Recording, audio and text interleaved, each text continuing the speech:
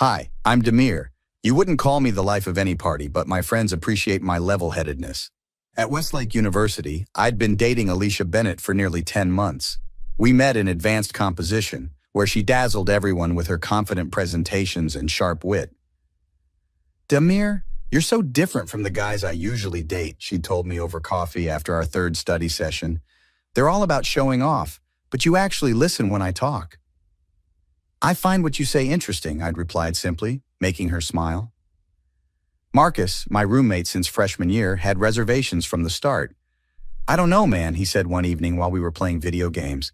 Something about the way she watches people's reactions instead of just being herself. What do you mean? I asked, pausing the game. Like when she tells a story, she's constantly checking if everyone's impressed. And have you noticed how differently she acts depending on who's around? I shrugged it off. Everyone puts their best foot forward sometimes. This isn't that, Marcus insisted, leaning forward. It's like she's auditioning for different roles. Just keep your eyes open, all right? I should have listened. 3 weeks before finals, Alicia asked me to meet her at the campus courtyard, a busy spot, especially during lunch hour. Why there? I asked over the phone. It'll be packed. I just need some fresh air while we talk, she replied quickly. Been stuck in the library all morning. When I arrived, something felt off. Too many people from her friend circle were conveniently gathered nearby. Vanessa, who shared classes with both of us, caught my eye with an expression I couldn't read. Alicia spotted me and her posture changed immediately. She straightened, flipped her hair, and raised her voice. Demir, perfect timing. I was just telling everyone about us. About us? I approached slowly, noticing phones subtly angled our way. Yes, about how things aren't working. Her voice carried unnaturally. I've tried to make this relationship meaningful, but honestly, your emotional unavailability is exhausting. The courtyard quieted as people turned to watch. You're breaking up with me? I asked, genuinely confused. We'd had dinner together just last night, planning a weekend trip. It's been coming for weeks, she declared dramatically. Everyone's noticed how you hold me back from social events, how controlling you can be. That was when I noticed Tyler from her media studies class actually filming us. Not hiding it, openly recording like this was content. Instead of reacting with anger or pleading as she clearly expected, I simply nodded. I see what's happening here. What's that supposed to mean? Her confident tone wavered slightly. It means I understand completely. I spoke calmly but clearly enough for nearby listeners. This isn't a breakup, it's a performance. The expecting cheers from her friends died before they started. What are you talking about? Her eyes darted to her audience, then back to me. We can discuss this privately if you'd prefer, I offered reasonably. There's nothing to discuss privately that can't be said here, she insisted, but her theatrical confidence was cracking. All right then, I nodded again. Good luck with your social media experiment. I hope you get the engagement you're looking for. As I turned to leave, Professor Jensen, our literature teacher, stepped forward from where she'd been watching. Demir, may I speak with you a moment? The silence that followed us as we walked away was deafening. She planned the whole thing, Vanessa told me the next day over coffee at the campus shop. Her fingers tapped nervously against her cup. Alicia's been working on a social experiment for her media studies project about public humiliation and viral content. And I was the subject, I said, the pieces finally clicking. Not just any subject. She specifically chose you because… Vanessa hesitated. Because what? Because you're predictably emotional, according to her. She told Tyler you'd either break down crying or cause a scene. Either way, perfect viral material. Vanessa wouldn't meet my eyes. I should have warned you. I heard them planning, but thought it was just theoretical. Marcus joined us, sliding into the booth. Everyone's talking about it, but not how she expected, he said, setting his phone down. Your calm response flipped the script entirely. How so? Instead of sympathy for her, people are questioning why she'd stage something like that. He showed me comments on the university social forum. Tyler posted the video anyway, but it's backfiring. Has she reached out to you? Vanessa asked. 12 missed calls and 23 messages, I said. I haven't responded. What are you going to do? Marcus asked. First, I need to understand exactly what happened. I looked at Vanessa. Who else was involved? Tyler filmed it, obviously. Jenna and Chloe were there as her support system. And, Vanessa paused, Professor Reeves knew about it too. The media studies professor? I frowned. He approved this?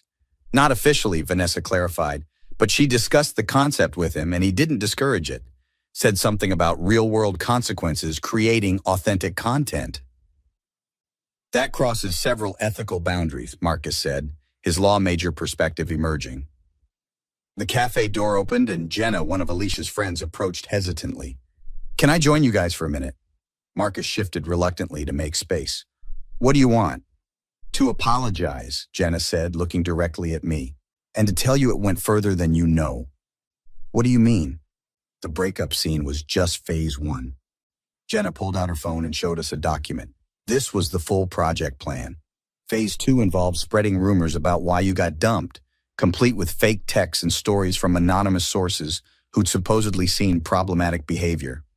That's actual defamation, Marcus said sharply. That's why I'm here, Jenna replied. I was fine with watching a dramatic breakup, but manufacturing lies crosses a line. Why tell me this now? I asked. Because she's still planning to go through with it. When you didn't react like she expected, she got obsessed with getting a reaction. Tyler suggested upping the stakes. Do you have proof of this plan? Marcus asked, already thinking like the lawyer he would become. The project outline, planning messages, and Jenna hesitated before continuing. Recordings of their planning sessions. Tyler recorded everything for a behind-the-scenes feature. Would you be willing to share those with the university's disciplinary board? I asked quietly. That's why I'm here, Jenna said, determination replacing her earlier nervousness. What she's doing isn't a social experiment. It's just cruel. I waited outside the media studies building where I knew Alicia would exit after her 2 p.m. class. When she emerged with Tyler and saw me, her expression cycled rapidly from surprise to apprehension to an attempt at casual confidence. Demir, I've been trying to reach you, she called, approaching with Tyler trailing behind, his ever-present camera conspicuously absent. I know, I think we should talk. I kept my voice level. Privately. Tyler started to follow as we stepped aside, but I turned to him directly. This conversation doesn't need documentation, Tyler. Whatever, man, I'll catch you later, Alicia. He retreated, looking uncomfortable without his recording shield. Once alone, Alicia's demeanor shifted instantly. Look, I can explain everything. The social experiment for your media studies project? I interrupted calmly. The one where I was supposed to have an emotional meltdown for content? Her eyes widened. Who told you that? Does it matter? What matters is that you staged a public humiliation for academic credit and social media engagement. It wasn't like that, she insisted. It was about exploring authentic reactions to unexpected social pressure. Professor Reeves encouraged us to push boundaries. By manufacturing situations designed to hurt people? I asked. By planning to spread false stories about me afterward? At this, she faltered. What are you talking about? Phase 2, I said simply. The defamation campaign. I've seen the project outline, Alicia. How did you— Jenna, she realized, anger flashing across her face. She had no right to share that with you. That document was confidential project planning. Planning to intentionally damage my reputation with fabricated stories. Students passed by, some slowing down to observe our conversation. This time there was no performance in Alicia's voice, just genuine frustration at being exposed. You're blowing this way out of proportion, she said, lowering her voice. It was just a thought exercise. We weren't actually going to spread rumors. The text messages Tyler already drafted suggesting I was controlling and manipulative. Those were just thought exercises too? I asked, pulling out printed screenshots Jenna had provided. Alicia's face paled. Where did you get those? People have consciences, Alicia. Not everyone thinks ruining someone's reputation makes good content. Look, I'm sorry, okay? Her tone shifted to pleading. I got carried away with the project. It was stupid and thoughtless, and I never meant to actually hurt you. You're only sorry because it backfired, I replied. If I'd reacted as expected and became your viral moment, would you be apologizing now? That's not fair, she protested. I'm genuinely apologizing. We can move past this. There's no we anymore, I said firmly, and I'm not interested in your apology. What I am interested in is making sure the university understands exactly what happened. Her expression hardened. Are you threatening me? I'm informing you that I'm filing a formal complaint with the ethics board tomorrow morning. Professor Jensen is helping me prepare it. You can't do that, she hissed, grabbing my arm. This could affect my scholarship, my graduation. You should have considered that before using me as an unwilling participant in your experiment. I swear to God, Demir, if you do this, her fingers dug into my arm. I'll make sure everyone knows what kind of person you really are. I've got friends all over campus. Professor Reeves emerged from the building just in time to hear her threat. His eyebrows rose as Alicia, not noticing him, continued. I'll make your life miserable if you report this. Nobody will believe your side anyway. Miss Bennett, Professor Reeves interrupted, his voice sharp. Remove your hand from Mr. Novak immediately. Alicia froze, then dropped my arm as if burned. Both of you, my office. Now. Professor Reeves's tone left no room for argument. The Ethics Committee has reviewed all evidence regarding the incident, Dean Collins stated formally, addressing the small gathering in the conference room. To my left sat Professor Jensen, who had advocated for me throughout the process. Across the table, Alicia sat with Professor Reeves, her usual confidence nowhere to be seen. Miss Bennett, your actions constitute a serious violation of our university's ethical standards regarding research involving human subjects, the dean continued. Staging a public emotional manipulation without consent, planning to spread defamatory content, and subsequently threatening Mr. Novak when confronted. These actions cannot be dismissed as a mere academic exercise. I never actually posted any defamatory content, Alicia protested weakly. Intent and preparation matter, Dean Collins replied firmly. The documentation provided shows clear planning for such activities. What about Professor Reeves? I asked quietly. He was aware of the project's nature. The dean's expression tightened. Professor Reeves has acknowledged his failure to properly vet and redirect this project. The faculty ethics panel is addressing his case separately. Professor Reeves looked down at the table, his career trajectory visibly altered in that moment. As for immediate consequences, the dean continued, Miss Bennett, you are placed on disciplinary probation for the remainder of your academic career at this institution. Your media studies project receives a failing grade, and you will complete 15 credits of ethics in research coursework before graduation. Additionally, you are required to delete all recorded content from the incident and provide written confirmation that no copies exist. This is completely disproportionate, Alicia exclaimed.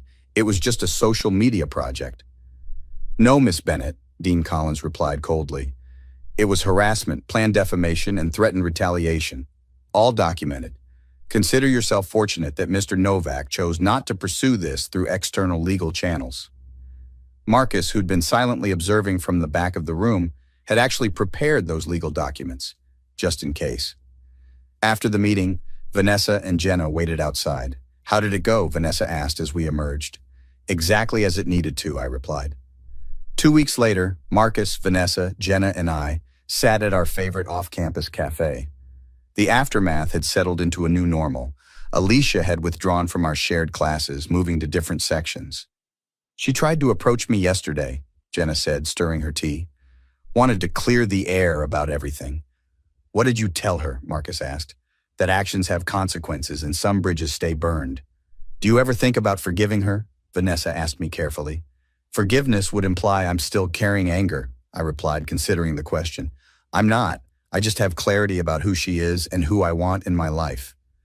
For what it's worth, Marcus said, the way you handled everything, maintaining your composure, following proper channels, standing your ground without stooping to her level, that was impressive. Sometimes the most powerful response to chaos is calm, I reflected. She wanted a dramatic reaction for her project. Instead, she got a lesson in consequences. I heard Tyler's struggling in his classes now, Jenna mentioned, pushing her cup aside. Apparently, several students have refused to work with him on group projects. Word spreads fast about people who can't be trusted. And Professor Reeves? I asked, curious about the fallout. On probation, Vanessa replied. All his research proposals require extra oversight now. Plus, he's teaching freshman introductory courses instead of his usual advanced seminars. Chloe actually reached out to me, I added. She apologized for her part in it, said she never thought it would go that far. Did you accept? Marcus asked, eyebrows raised. I told her I appreciated her honesty, but trust takes time to rebuild. I shrugged. Maybe someday. So what's next for the man of legendary composure? Vanessa asked, smiling. Focusing on graduation, enjoying authentic friendships, I gestured to our table, and maybe a documentary project of my own. About what? Jenna asked. Ethics in the digital age. Professor Jensen's helping me develop it. I smiled. After all, I've got first-hand experience with what not to do. Have you ever wondered how differently things might have turned out if you'd just reacted the way she expected? Vanessa asked thoughtfully. I considered this for a moment before responding. Sometimes the script others write for you is the exact one you need to tear up. What would you have done in my place?